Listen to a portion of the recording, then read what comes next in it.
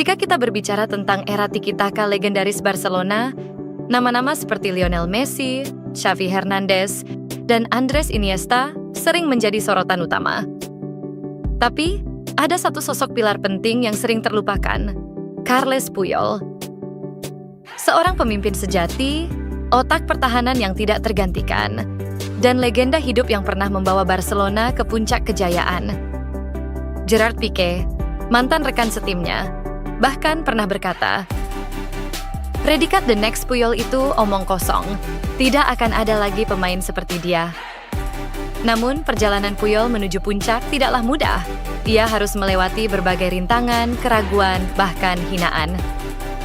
Bagaimana kisah perjuangannya? Mari kita bahas. Tapi sebelum kita bahas, jangan lupa untuk menekan tombol subscribe agar tidak ketinggalan konten terbaru dari Bola Date. Carles Puyol lahir pada 13 April 1978 di sebuah desa kecil bernama La Pobla de Segur, sekitar 3 jam perjalanan dari Barcelona. Layaknya anak kecil pada umumnya, Puyol sangat mencintai sepak bola. Namun, ia bukanlah anak yang berbakat istimewa. Skillnya rata-rata saja. Tidak seperti Lionel Messi atau Andres Iniesta yang sejak kecil sudah mencuri perhatian dunia. Awalnya Puyol bermain sebagai kiper untuk klub lokal, CF Pobla de Segur. Namun, cedera bahu memaksanya berpindah posisi dari striker, gelandang, hingga akhirnya menjadi bek kanan. Meskipun karirnya terlihat biasa-biasa saja, satu hal yang membedakannya adalah tekad baja yang ia miliki. Seperti kebanyakan anak Spanyol pada zamannya, Puyol bermimpi untuk bergabung dengan La Masia, akademi sepak bola Barcelona yang legendaris. Tapi mimpi itu tidak mudah diraih. Pemandu bakat Barca sering melewatkannya. Bahkan Puyol pernah ditawari untuk mencoba peruntungan di Akademi Real Zaragoza, tapi ia menolak. Kenapa? Karena baginya, jika ia tidak bisa membela Barcelona, ia lebih baik berhenti bermain sepak bola. Kesempatan akhirnya datang pada tahun 1995. Puyol yang berusia 17 tahun mendapatkan undangan untuk menjalani trial di La Masia. Tapi tahukah kalian, kesempatan itu hanya untuk 1 hari saja? Jika ia gagal, Puyol sudah bersiap meninggalkan sepak bola selamanya. Namun, kerja keras dan tekadnya membuat 1 hari itu berubah menjadi 1 bulan. Dan akhirnya, namanya resmi tercatat di skuad Barca U19. Perjalanan panjang untuk menjadi bagian dari Blaugrana dimulai dari sini. Meski berhasil masuk La Masia, karir Puyol di tim utama tidak langsung mulus.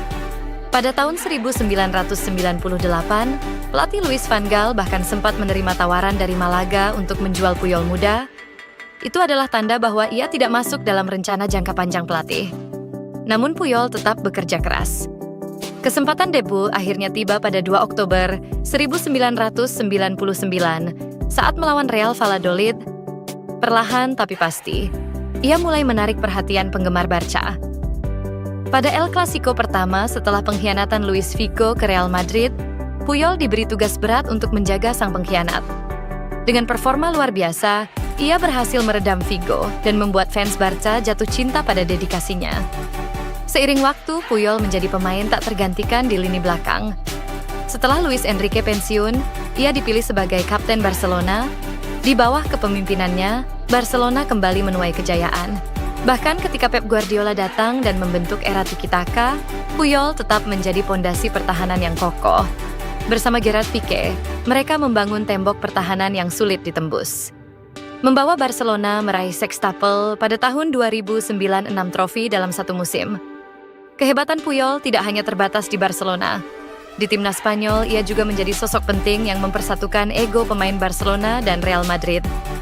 Puyol membantu Spanyol meraih Piala Eropa 2008, Piala Dunia 2010, dan Piala Eropa 2012.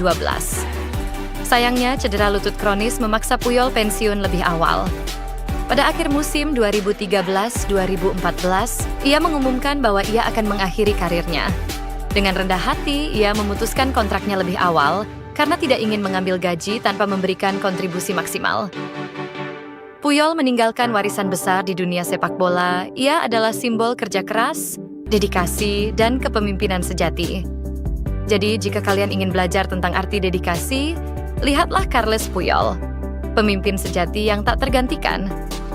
Bagaimana menurut kalian? Apakah ada pemain yang bisa menyamai sosok Puyol di masa depan? Tulis pendapat kalian di kolom komentar.